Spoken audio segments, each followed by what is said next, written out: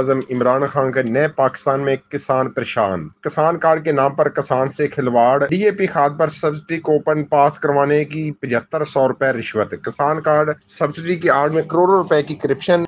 Deputy director ज़राअत व्याड़ी की सरबराही में corruption का बाजार गर्म। महकमा ज़राअत में सादा लोग किसानों को लूटने की दौड़। इमरान खान की किसानों के लिए कोशिशें नाकाम। सादा लोग किसानों को सब्सिडी की रकम के असूल के लिए भारी रिश्वत देना पड़ती है। जिला बिहाड़ी की तहसील मेलसी में फील्ड ऑफिसर मुमताज करप्शन की दौड़ में सरफरोस्त। एजेंट्स के जरिए किसानों को ब्लैकमेल करके 1000 रुपए मालियत का सब्सिडी कूपन 400 रुपए में खरीदा जा रहा है। इस सारी सूरत हाल में डिप्टी डायरेक्टर ज़राअत बिहाड़ी की खामोशी सवालिया निशान बन गई।